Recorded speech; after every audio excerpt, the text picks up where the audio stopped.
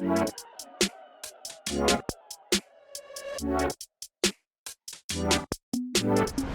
here at NFT Fest with the man, the myth, the legend, Voltura from Psychedelics Anonymous. GM. What is up, GM? Just want to address the elephant in the room. How many times do you say GM? Once a day at least. Once? Yeah, once a day Just at least. once? It's also a really good statistical, quantitative answer of how well the space is going. Once upon a time, I got 600 likes per GM. Now we're bound to 250. Oh, so wow. the space is taking. You know you're in the bear market? We're That's a good taking indicator? a serious dive. Yeah. So things are looking grim. Anyway, back to you. What is your biggest ick within Web3 right now?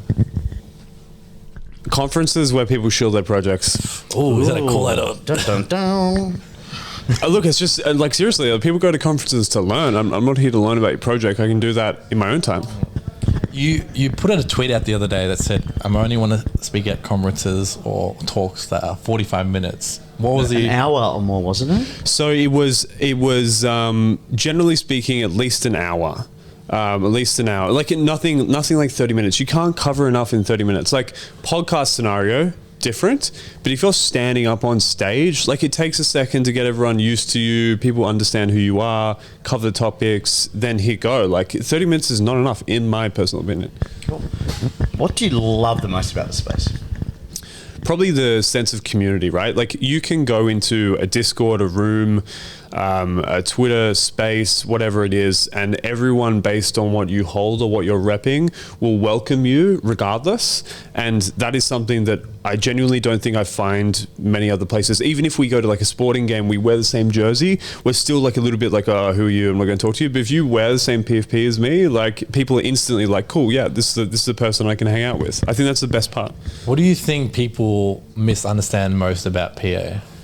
I think people misunderstand the most about PA would be collection size. So for us, when we started, I wanted to have people to have NFTs to do different things. It was little pieces of a game. It's like collectibles, right? You go to a toy store, you have little pieces of Lego, you put them together and you make something. I wanted that same concept for NFTs. But on the face value in a market where things are tough, the first interaction is supply and demand, economics of price. There's too much supply, therefore price is low and demand is low, right? So then that's a misunderstanding point. So in the bull market, that was fine. But in the bear market, people instantly just look at that because, let's be honest, most people are here for price appreciation. So I think that's the biggest misunderstood part of PA. Coming into 2023, a bit of alpha for Psychedelics Anonymous. What's on the roadmap? So I think coming back to that point around misunderstood, we want to focus more on specific products that provide value. The trait swapping marketplace side of things that we've been working on since before June, before we announced it, NFT NYC, is something that now almost every project is talking about, right? Genuinely, every project's talking about it. Moonbird's just talked about it today. The frogs, every other project is talking about trait swapping because customization is a natural path.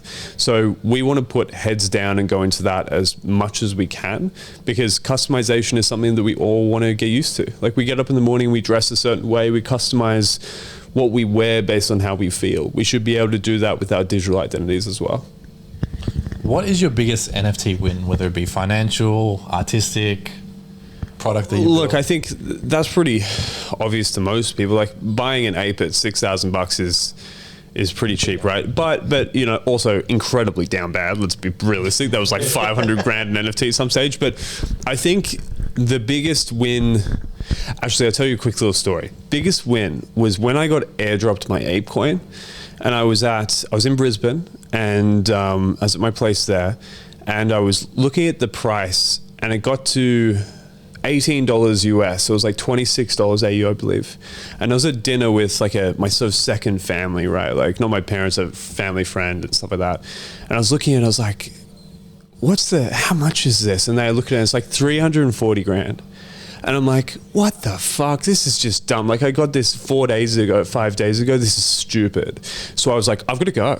I'm going. So I just left and I was like, I'll be back in 10 minutes. Race home, get out all the stuff, right? Hit the safe, open it up, put it on there, transfer all of it to CoinSpot. Shout out CoinSpot, not sponsored, unfortunately. And then I loaded it in and I was like, all right, slider up, full supply. And I was like, I'm out of this bitch. Sell. right?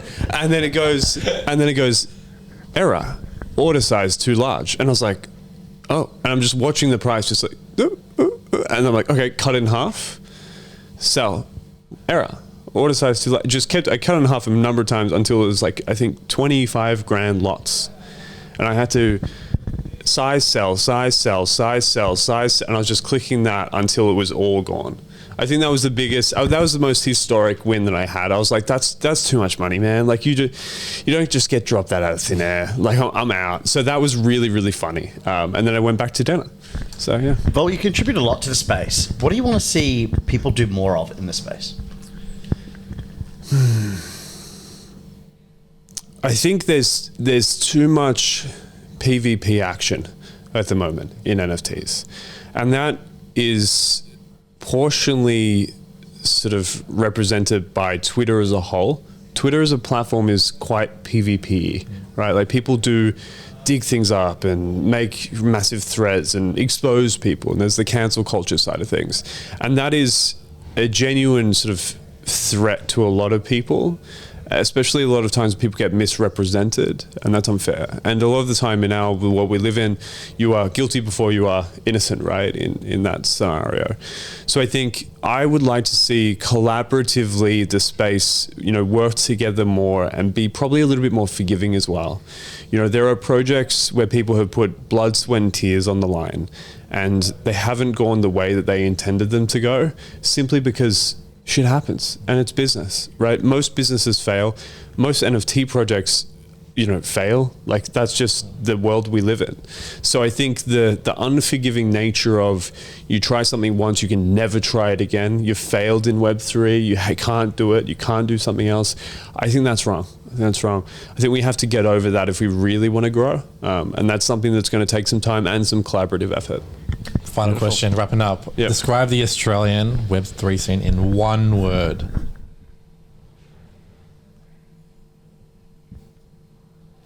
Speechless. I just say welcoming.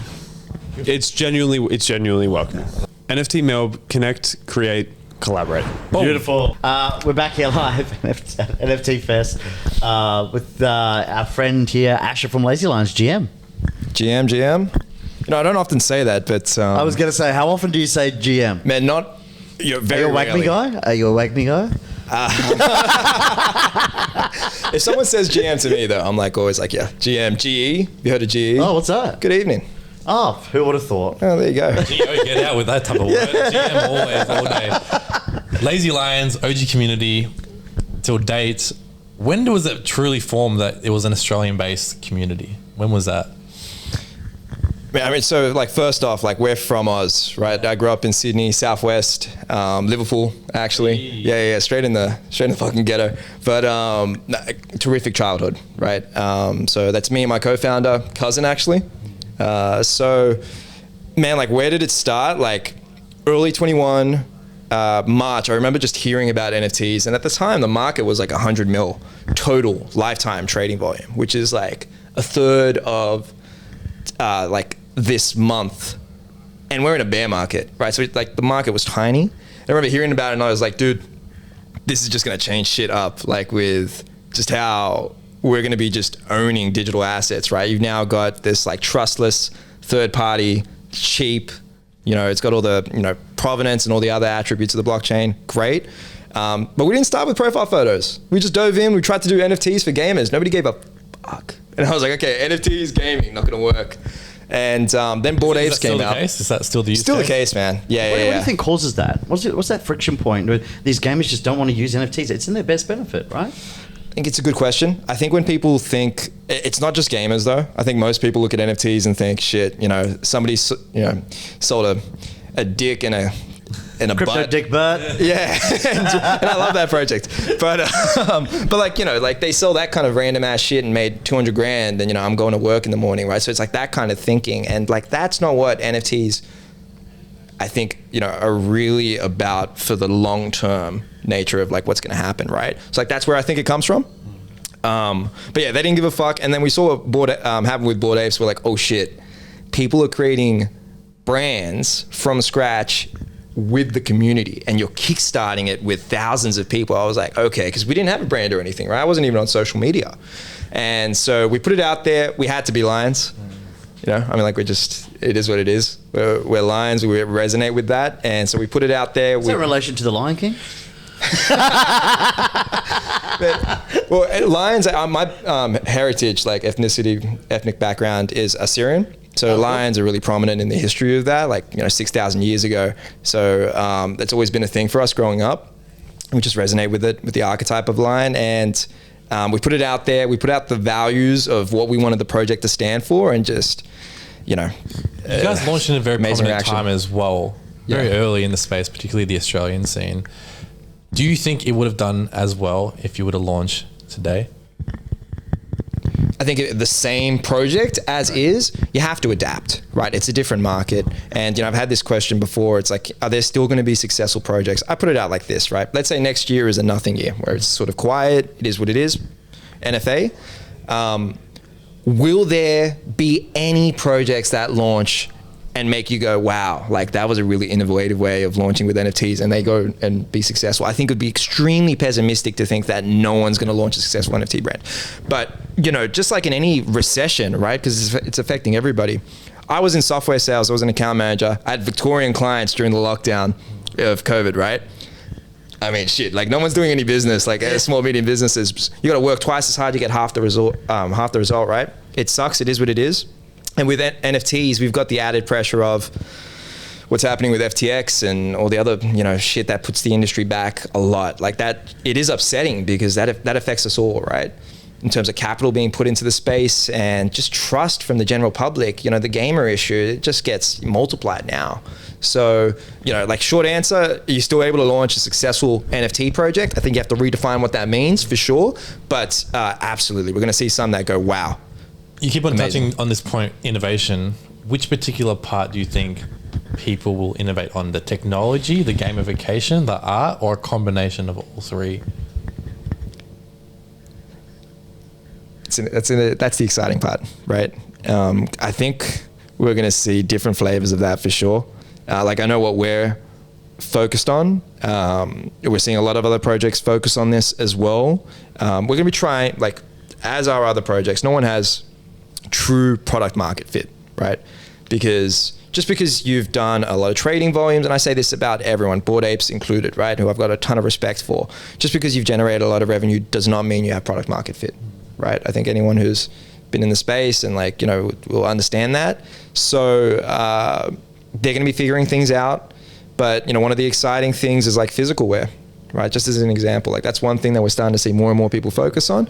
Be exciting to see how that plays out, especially from the attention from Web 2. But yeah, I mean, the art question as well. There's so many possibilities, and I think that's the exciting part. Beautiful. NFT Melb, connect, create, collaborate. How to do it? We are on Jacob Lee. Talk to me. What is happening in the 1, 2, 3?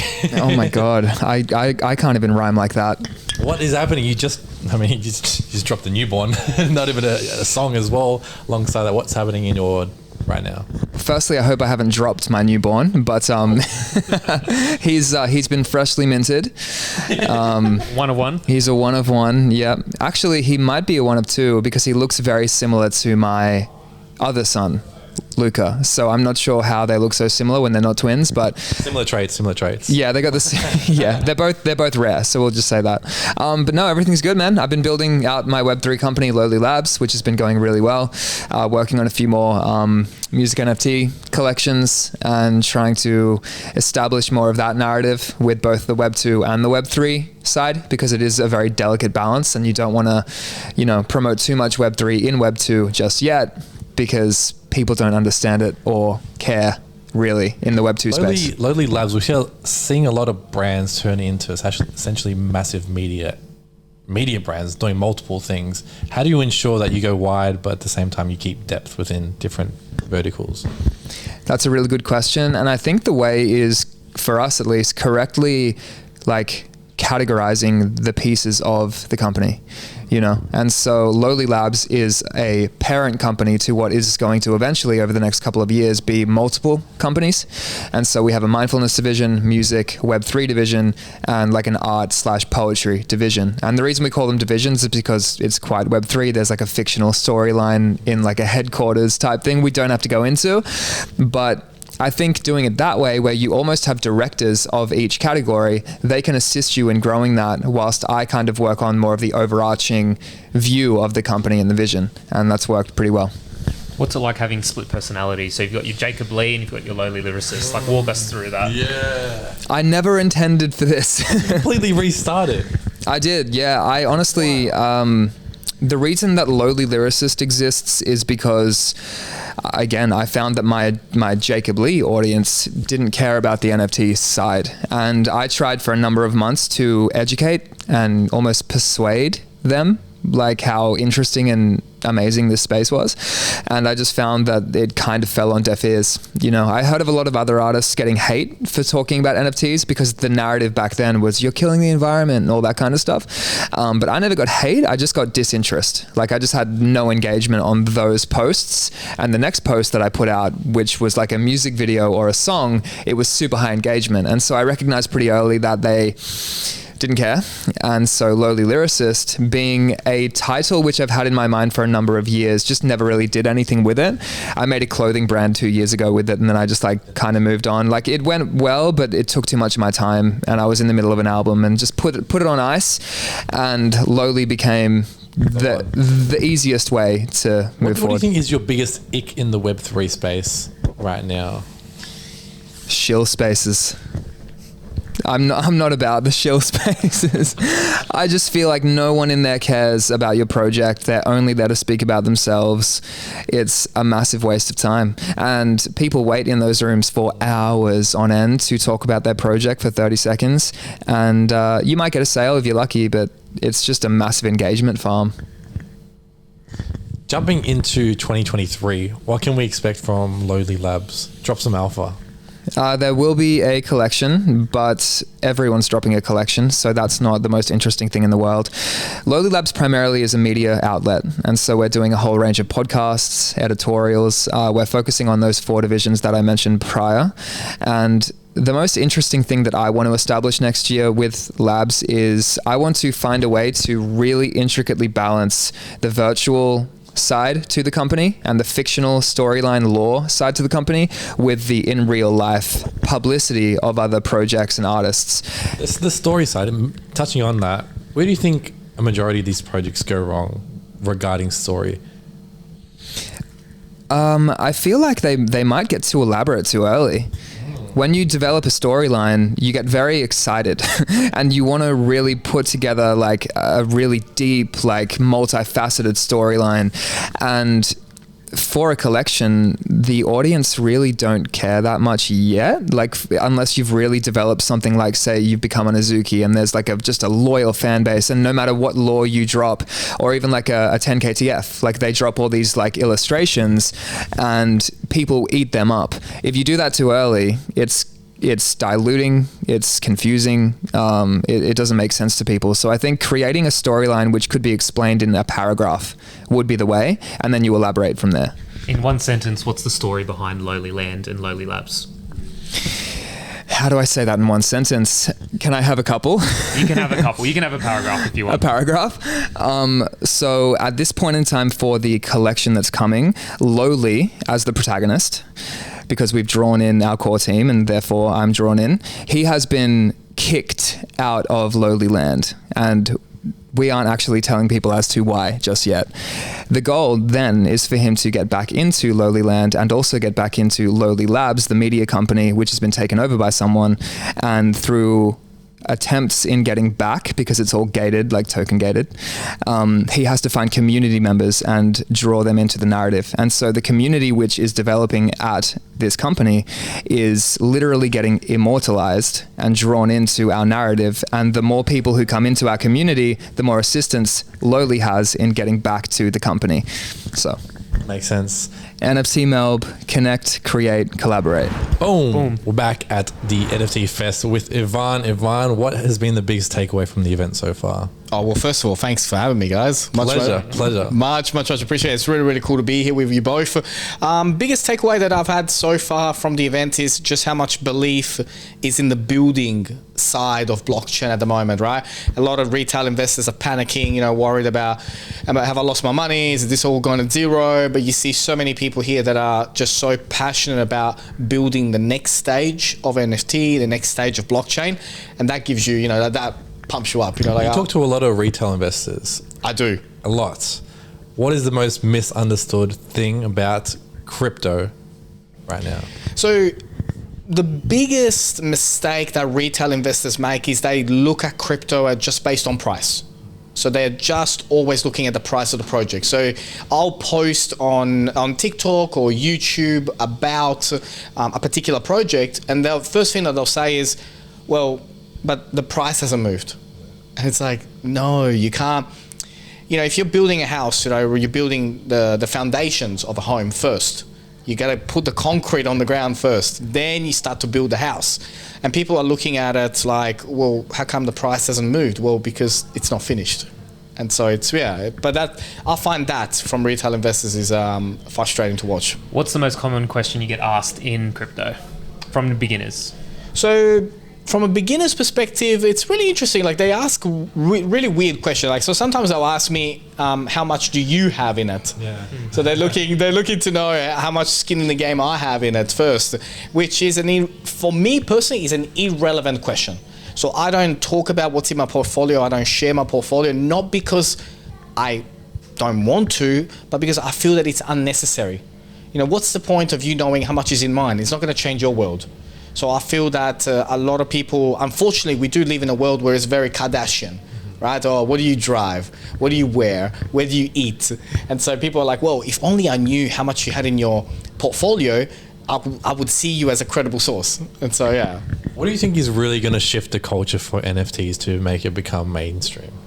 I think from the conversations that I've had with top builders in Melbourne is getting rid of that word NFT.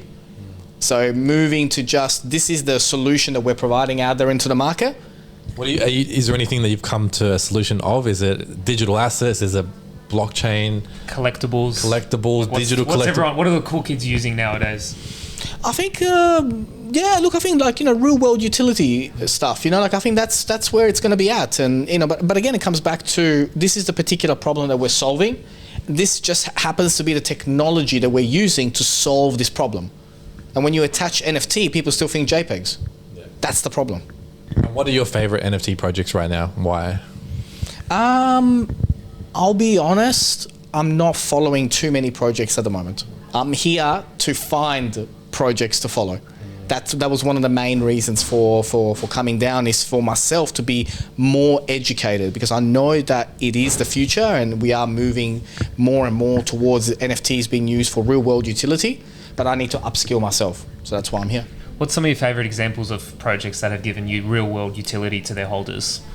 Well, I think, from a branding perspective, I think, like the Bored Ape Club, did a great job, like at introducing the world to, high-end NFT in the NFT space. I think they've done a good job, but there are many projects out there that have marketed themselves and branded themselves real well. And I think that's important. I think it's, what do we hear and what do we stand for? And that's really cool. When you see that happen, it's exciting. What is your biggest ick when it comes to the Web3 space? What grinds your gears? I think what really grinds my gears now more than ever, especially now we're seeing, the house of cards fall during the bear market, is all the liars, all the cheaters. You got the CEO of a company saying on Twitter, we're fine, and 24 hours later, we're bankrupt. He knew where they were heading way before 24 hours before it was announced, and that to me grinds my gears, because you got people that are doing the right thing and building the good projects and putting the time in, that get all put into this, crypto is a scam, and it's frustrating. Summarize the Australian Web3 scene in one word. Collaborative. Beautiful. NFT Melb. Connect, create, collaborate. Boom. Back here at NFT Fest, we have got the amazing Charis Campbell from Binance Australia, GM.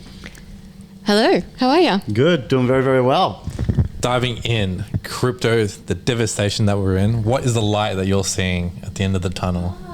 Look, that's actually a great question. I sound like a politician.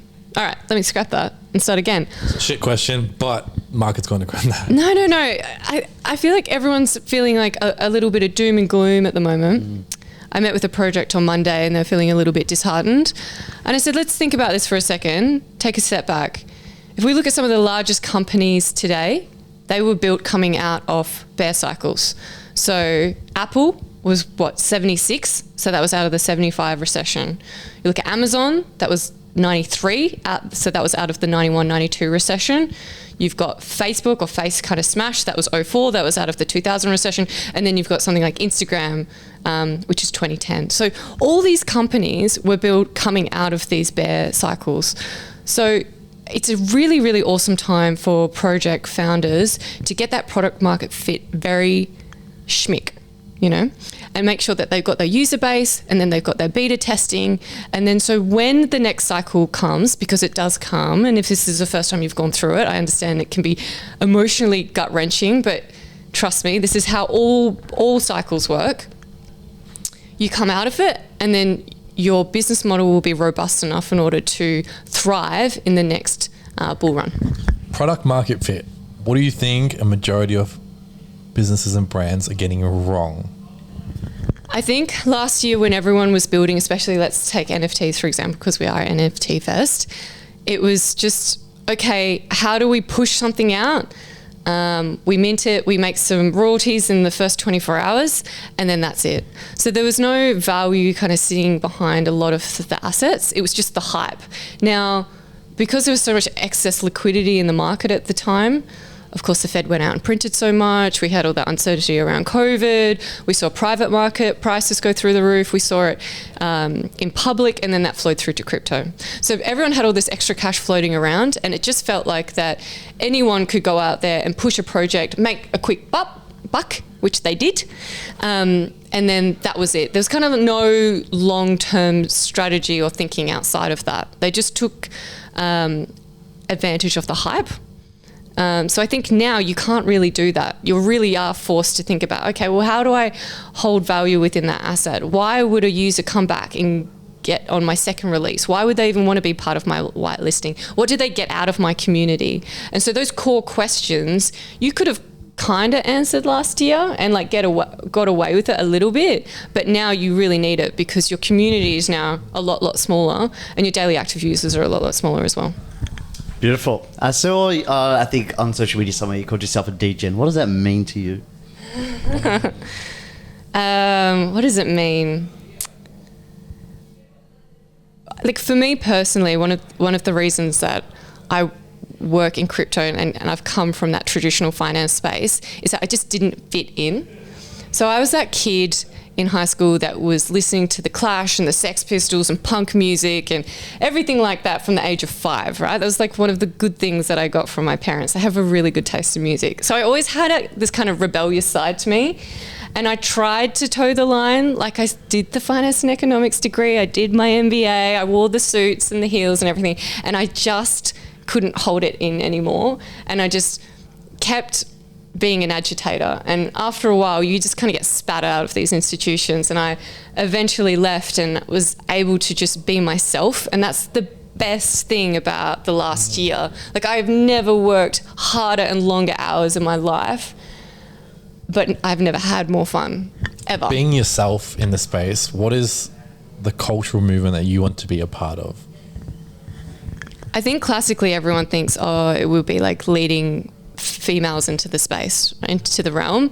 I think for me personally, I now kind of move past that conversation, and it's just anyone and everyone. Like I think of our generation and my generation coming through, you know, we love and respect everyone. It doesn't matter to us anymore. and I say that with the utmost respect of just going, everything now, I just want to be part of a movement where I can provide financial literacy to this next generation coming through so that they have the tools and resources in order to make smart financial decisions, right? And so the opportunities that were presented to our parents and to our grandparents, especially in the property space, aren't an option to us anymore. So we need to start thinking about how do we build that financial security. And so that's the movement I want to be part of.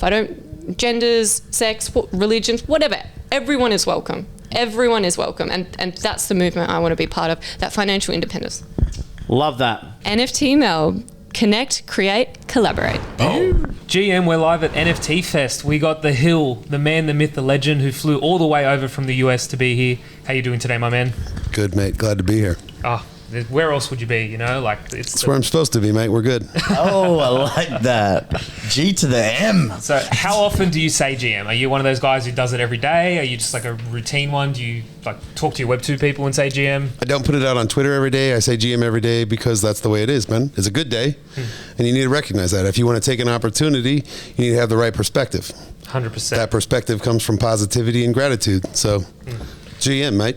It's a GM for everyone because, as Rowdy says, we're always early, so it's always a good morning somewhere. That's Absolutely.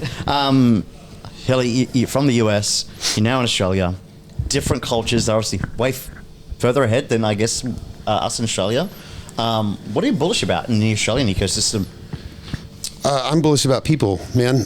In Web 2, people were a commodity. Web 2? Oh, okay, yeah. In Web 3, I see their value. I understand that that's the only value. So community is the value. So what I see in Australia is the ability to sort of push past that line, to create connectivity, to develop the community, so that we can really create change together. That's what I see in Australia. That's why I'm here. That's why I'm coming back. What do you think are the strong ingredients that make a good community? Honesty, communication, and really openness. People view vulnerability as something that's bad. It's not. Vulnerability really means that you're capable of understanding others around you and accepting who they are. So I guess operating in that state is the way. So what I see, the most important thing in community is really acceptance. And moreover, understanding of personal value. So even though you and I may see things differently, right? We have unique skills. That skill can be applied collectively to produce a greater value. Through doing that, we actually also gain perspective because you'll see something different than me. Rowdy, you'll see something different than me. But when we see it from all angles and we communicate honestly about that, we have a much greater chance of winning together. And in fact, that's how we change systems. Holy. I love it. I love the whole winning together mindset. What does victory look like for you in the Web3 space? How do we all win together? For me, it's a daily thing, mate. If I can make you or you more comfortable with who you are, to go out there and be who you are, to commit to yourself, that's a win. So I win every day. Collectively, that looks like... I guess if you evaluate blockchain technology works in nodes. All the nodes are connected, right? So there's this sort of collective conscious in blockchain, of the blockchain itself, right? But if we apply that to the human, we build these nodes worldwide. We share and connect all information. So we have accessibility to all. We have all necessary perspectives. So what that looks like is determination. It looks like consistency. I guess that's how you make it, right? That's how you produce these outcomes. So that's what it looks like to me. What do you think the biggest friction point is or are in this space right now? Selfishness. Ooh, I like that. That's a mic drop moment, man. I know. That's cool. I don't even know what to say after that. That's awesome. John, you hit him with a question. I've just had a mind blank. Question. What's next in? What are you bullish on next year in the coming years for crypto and NFTs? I'm bullish on moving to Australia. I'm bullish on building Australia. I'm bullish on getting everyone to work together. I don't give a fuck what your project is. If you're going the correct direction and if you have a positive function, I seek to add it. I don't like division. I think it's absolute stupidity. So what I'm bullish on is building with everyone, teach them their value, allow them to use it freely together. that's what I'm bullish on, man. Community. That's it. I love it. Now, I need you to look into the camera right there and say... We'll do one. I've got one more question. Okay, Go. go for it. Just describe Web3 in one word in your vision. Freedom. Oh, gee, you're good. My You are on choice. fire today, my man. NFT Melb. Connect, create, collaborate. Boom. Back here at NFT Fest with one of the real OGs here, Rob Morris, GM. Thanks for having me. Rob, I met you on Twitter and I asked you, hey, how long have you been in crypto? And you said 2008. And then we went to Upside Down launch party and I was like, mate, are you Satoshi Nakamoto? No. But you had a really If I cool was, I answer, probably right? would say that too. I think maybe just share with the audience, I guess that started that journey with, the cypherpunk community and how that all sort of evolved, like right in front of your eyes.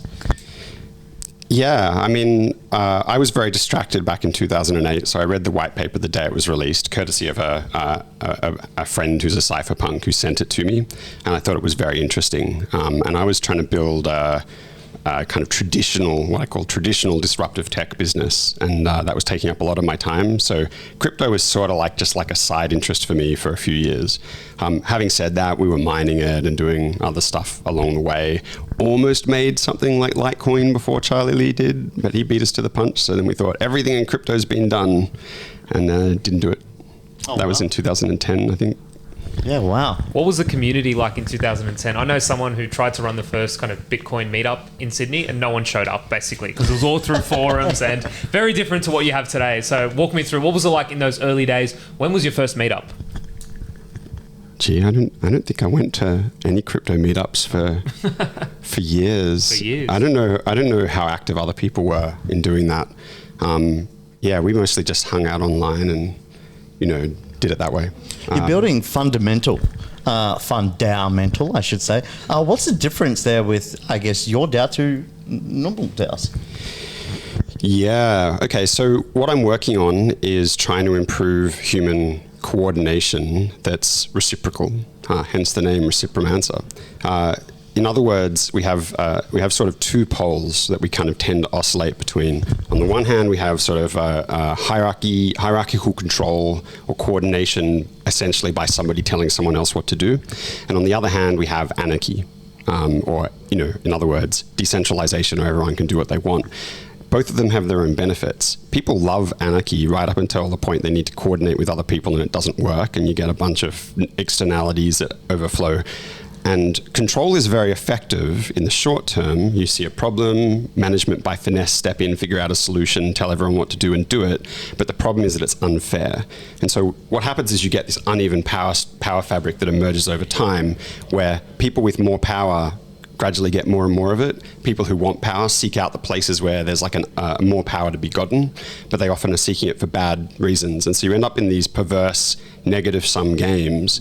And that's where you get the tragedy of the commons and the race to the bottom, where everyone can see something's bad, that it's going to cause a bunch of bad stuff. But if they don't pursue it for themselves, then somebody else will pursue it, get more power than them, and then use it to beat them. And so everyone does these things anyway. So what I'm working on is trying to help us to figure out stable middle grounds that allow us to coordinate, reach consensus, kind of agree on things, and get people to have their needs met more. Because if your needs are met more, you can be more generous, without leaning as much on centralized control and without a failure to coordinate.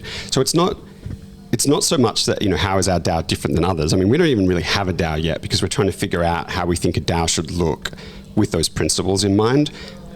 The main thing we're doing is trying to figure out how you can build these kinds of organizations in a way that works. So a bit of experimentation, a bit of building stuff. Do you want me to let you ask another question? Oh, I was going to ask, what are some good examples of current DAOs which are doing it right? Because we saw a lot of them, your Olympus DAOs or your other ones, which didn't really work out. What are some good DAOs? I mean, I want to quip that there aren't any. But I don't want to come across the wrong way. I have a lot of respect for anyone who's genuinely having an attempt to build a DAO. I mean, it's hard. You're essentially jumping into the ocean with a bunch of planks and nails and then building a boat in a storm, right? Like it's It's like you have to be kind of crazy to think that it's a good idea. But we owe a lot to those people because they're telling us how to do that thing, right? Like what works, what doesn't work. By analog, or analogy, every piece of food that we know is edible and everything that we don't know is edible, somebody had to find that out the hard way, right? So we know an awful lot about the properties of food. That's been a lot of communal effort by some very brave people who were probably really hungry, just ate something and, oh yeah, Fred died, Mary lived, maybe we can eat that thing. Oh no, we have to wash it in the river and cook it first. It's kind of like the same thing. Having said that, I am a big fan of like the Moloch approach. I think that they're kind of like, it's like a minimum viable DAO that other people can kind of like inherit and use. And I think that the stuff that Kevin Awoki is working on with the green pill movement and regenerative cryptonomics is very interesting. They're going in a direction that I think is like has a lot of promise. And also not a crypto guy, but Daniel Schmachtenberger really nails the definition of the problem and why we need this really badly. He's got a series called In Search of a Third Attractor, I think it is called. It's about 5 hours worth of podcast, but if you listen to that, you'll understand exactly what I'm trying to do with FunDAOmental. What's your biggest ick in Web3? I'm not a really judgy person.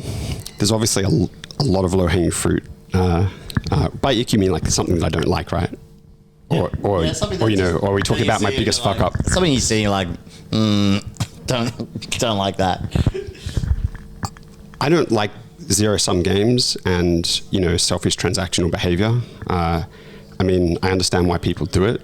And I think we have to systematically solve incentives. In other words, I think it's often looks like player versus player, but it's actually player versus system. So I'm not really judgy about that, but nonetheless, it really, I'd much rather see everybody playing positive sum games where we all win together as much as possible. And so, when you get people essentially leveraging the system and value dynamics and so on in order for their own selfish gain and then extracting that value from the system, that's highly suboptimal for both them and everyone else. And I think within the next 5 or 10 years, we're going to reach a point where the consequences of that really start to come home, and we're all going to regret not playing more positive sum games if we don't. So I think we need to just get a lot better at that. Love it. NFT Melb, connect, create, and collaborate.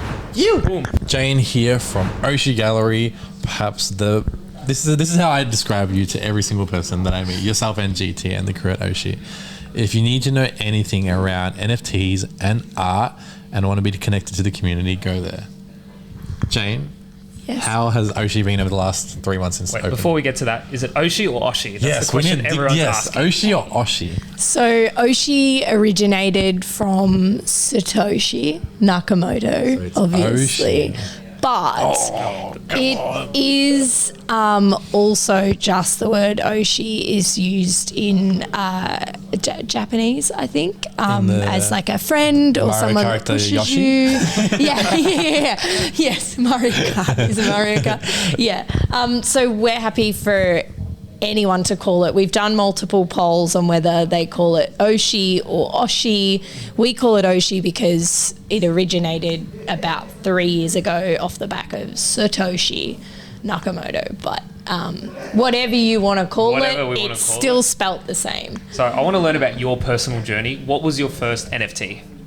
My first NFT? Yeah, take us back. Okay, so it would actually go back way before the term NFTs. Mm-hmm. So, 2016, 2017, researching blockchain, its use case for storing data for artists. An app that we were working on was basically around from a traditional artist in their studio creating their artwork, being able to take an image, multiple images of their signatures, put in all their information about the mediums they used, paint, canvas, board, timber, all the measurements, spec it out, every detail they would possibly want to enter in, and then all of that information would be stored on the blockchain to make gallerists, to make collectors more comfortable about knowing its origin. So that was back in the day, and that was really pre sort of in what we knew about blockchain's capacity. It was sort of pre being able to actually transact as a digital NFT, because it wasn't called an NFT, it was just kind of crypto art and stuff like that. So it was sort of building something before it was truly possible to do, but for us it was about storing the information for collectors, artists that are alive now, because we know the struggles that museums and galleries around the world and curators have with actually authenticity of artwork. Some of the biggest coming to mainstream, because you guys just did the 20 years for Federation Square, which is the epitome of how do we get NFTs, Web3 into mainstream. What other indicators need to happen for us to move closer? Is it more of these actions, more galleries, more events? What are those? Yeah, I think institutions feeling more comfortable and having that social signaling really is having safe conversations with institutions and helping them understand. So when Federation Square reached out to us with an idea of wanting to implement digital artists and showcase digital artists as part of their 3 exhibitions for their 20th anniversary, they sort of said, look, we have a couple of people that work for us that know a little bit about NFTs, but the whole scope of a project kind of needs to be handled by people that can select the right artist and have that good conversation that resonates with the public and be able to create a story. So social signalling, like institutions like that, public spaces, it is Australia's premier fully public art space. So it's super exciting to sort of, another notch in the belt for all the artists that are striving to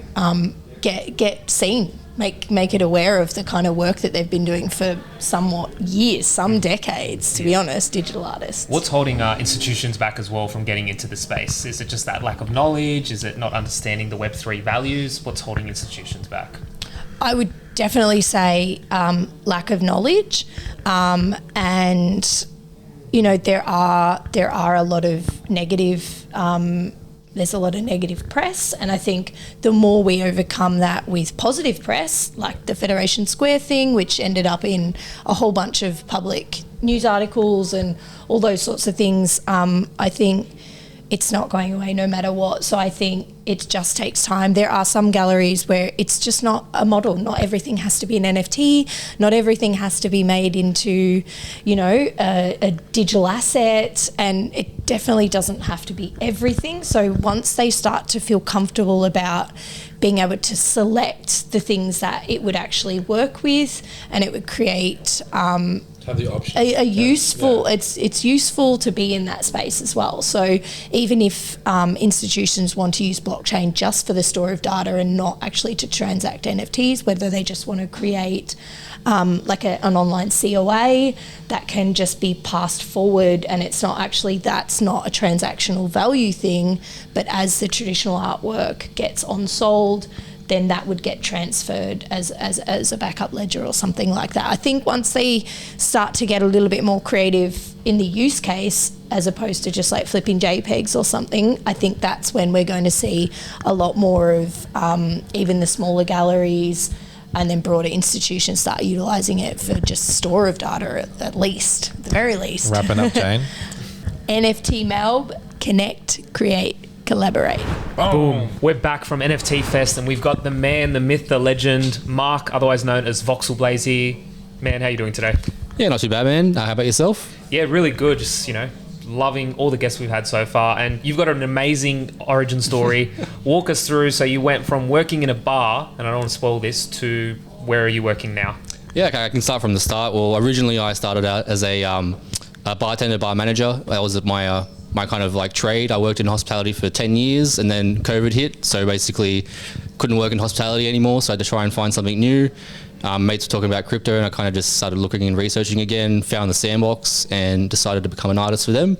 So basically put my hand out, got some money out of my tax, invested in their ecosystem. I got about like 100 lands when they were about $100 a piece. And you can probably look up to their worth now, but I'll let you do that now. But yeah, from there I became a voxel artist, did some art stuff for them. Actually found I had some talent actually making some voxel art.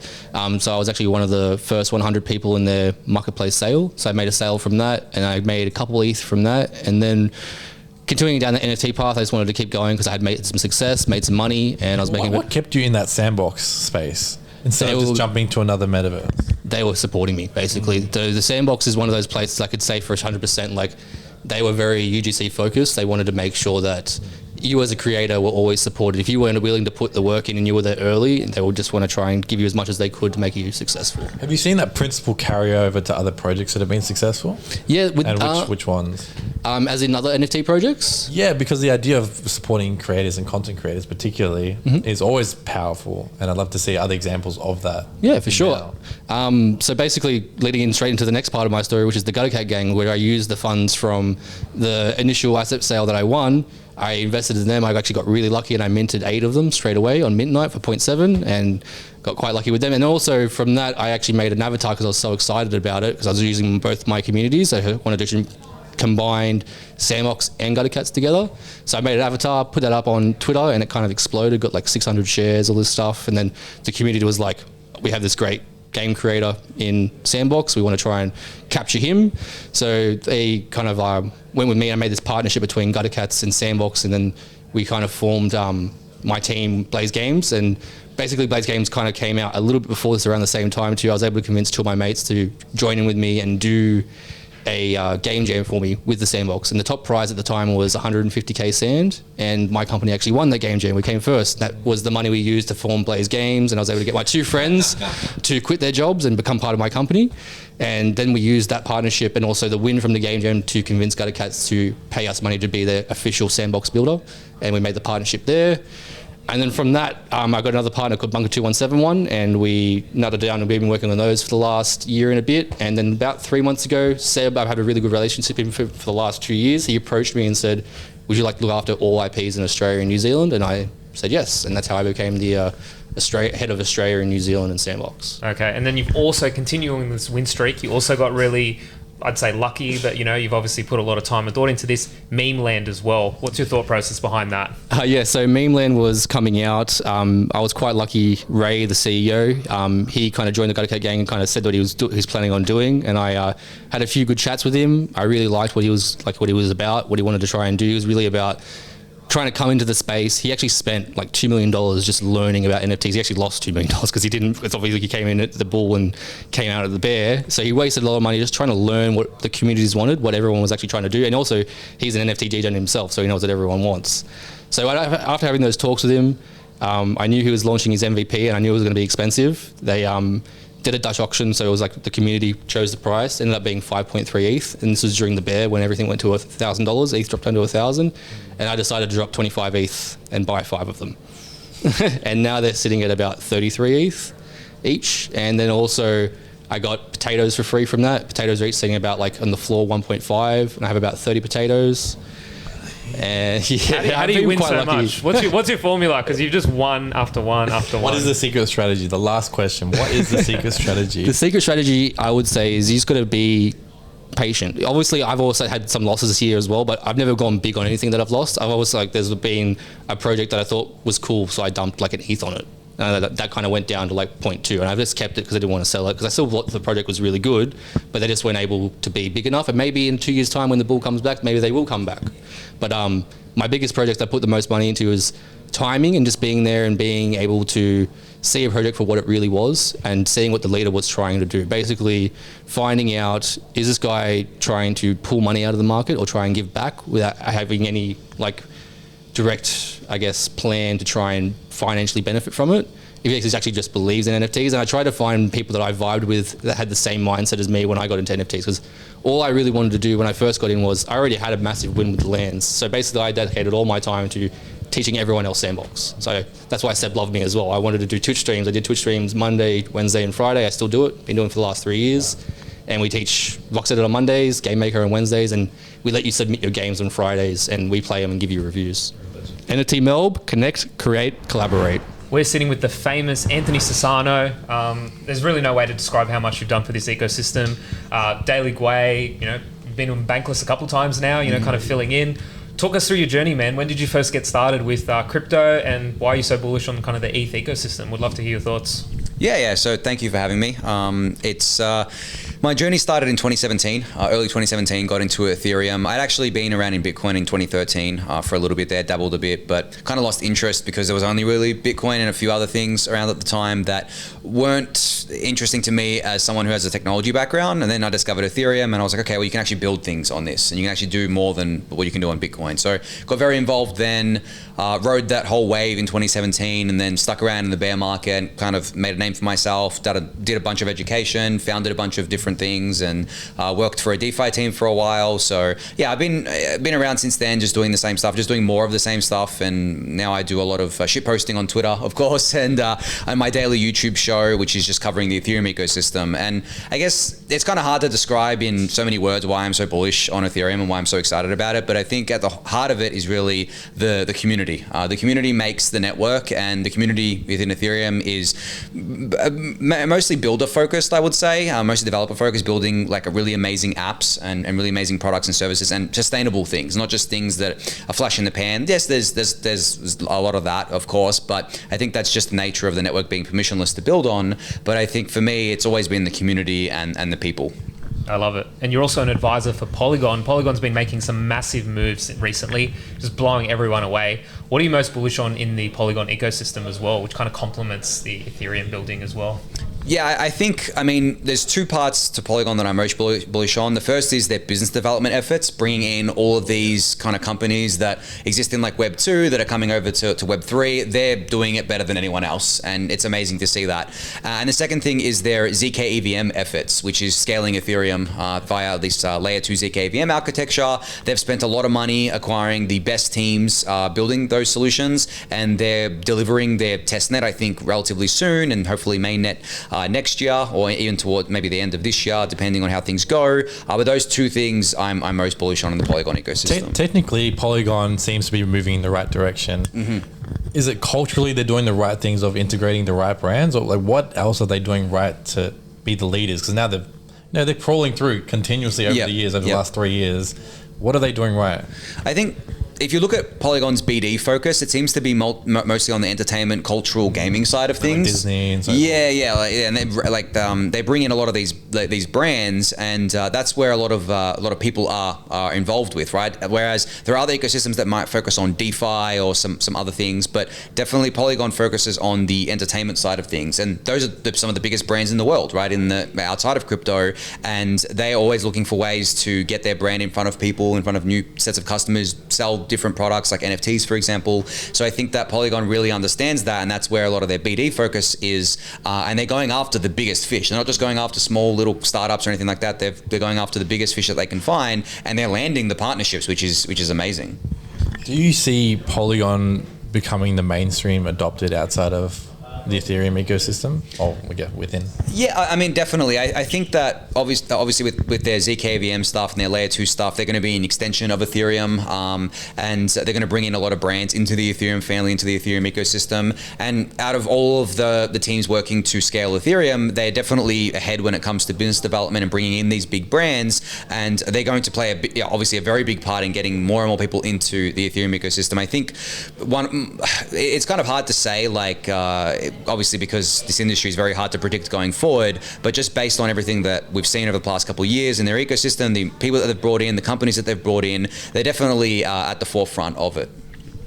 In terms of L222, because that's what was saying everyone last year. How well did that map out, and what would you like to see in the next coming years? I think it mapped out insofar as that we had things go live, we had ecosystems develop on these L2s, people can use them, there's cheaper fees, but it wasn't like something like, I don't know, people who were around in 2020 with DeFi Summer, where things went absolutely nuts. We had all these new people coming in, we had all this activity happening. It's definitely been a slow burn rather than like a flash in the pan thing. And I actually prefer it that way, because for anyone who was around in DeFi Summer, it only lasted like 3 or 4 months, and then it just all crashed and burned, and we still obviously had a general bull market, but the DeFi stuff took a back seat. Whereas with L2s, news. The L222 meme has been going on all year, of course, but it's definitely been a slower burn. It's more sustainable. People are using them and using them for more than just like complete degen speculative activity. It's definitely more sustainable activity that's happening on there. And I think that's going to translate as, you know, things keep going as we kind of progress through both the bear and hopefully the next bull market. People will see that there'll be new people coming in that have an ecosystem to play with that doesn't charge them obviously those really high fees. Your wealth of knowledge, my friend. Thanks for coming through. NFT Melb, connect, create, collaborate. Woo. Boom. We've got Joseph Beverly here, the co-founder of SoulBiz. Joseph, how are you doing today, my man? I am living the dream. Did you say GM? Oh, GM. Yeah, let's go. What a beautiful day to be alive. 100%. So what did you do? What were you working on until 4 a.m. this morning? Walk the audience through what you were doing. So we have the next iteration of the Solana token research paper coming out with a global cohort of academics and professors across Yale, Georgetown University, University of Toronto, all across the world. And it's called the Blockchain Governance Initiative Network. And so that paper's coming out in a few days, and I was working until 4 a.m., tidying it up and making sure it's consumable. So, Solana tokens. Very, very exciting. So, soulbound tokens, we've obviously got NFTs, SBTs as they're called now. Lots of use cases. What do you think the major attraction is for a soulbound token? Yeah, so I can probably say it in two parts, like let's say a social part and then let's say like an institutional part. So a social part is just basic kind of coordination, like really owning your interactions. We love POAP so much. POAP in a way is some kind of level of proto SBT, as even mentioned within the paper. But that's just like, interacting. Like it would be pretty cool if we had some kind of easy, consumable way to just say like we were here together today, like kind of like POAP, but simply initiated whenever we want. For institutions and being in a privileged position, like running this consultancy, we have been in boardrooms and meetings where with companies that would not even talk about Bitcoin for years, and even then still on the fringe. NFTs not at all. SBTs they're talking about before grassroots. I've never seen before. Like banks are curious about SBTs before they were curious about Bitcoin now. Wow. What do you think crazy. sparked that interest, like more than anything? Because like you said, banks don't really understand NFTs, financial institutions don't really understand like Web3 values. Yep. Why is everyone paying attention to soulbound tokens? Is it like identification, verification? Like what do you think is leading the way? No, it's a great question. So credit scores are kind of the main thing right now, but that's only after a long time of collecting enough kind of we call soulbound tokens, because you can't really develop a score unless you have multiple data points. So over time, they're looking to have enough data points where we can have social credit, meaning that you can go to a bank and you can lend pseudonymously. Imagine a time that you're an anon, you can actually go to a bank, like at CBA or whatever, and you can go take out a loan without having to disclose any kind of KYC or personally identifiable information. Will that ever happen? Yeah, I think so. Yeah, I think like if you look at the trend of credit lending, it's just philanthropic right now, but people want to be able to do it. Obviously, within a very deep bear market and the deeper and lower parts of the macro, probably not, less so. But I think in the long term, we're social creatures, so therefore we want to help everybody out and reduce the pressure from the government too. In terms of progression, where are we at with soulbound tokens? Vitalik's tweeted, 2023 possibly at the start, Q1.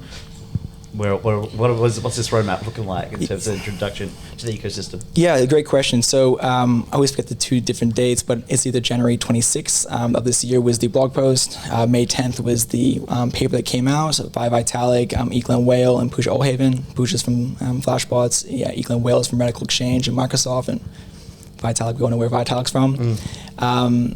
So I can probably answer it again, two parts again. I think from a theory base, people really need to understand that what was written in the paper was only about a proof of concept. The definition of a soulbound token is publicly visible, non-transferable, possibly revocable by the issuer, NFT, or sorry, token, my mistake. But that's only about the first iteration.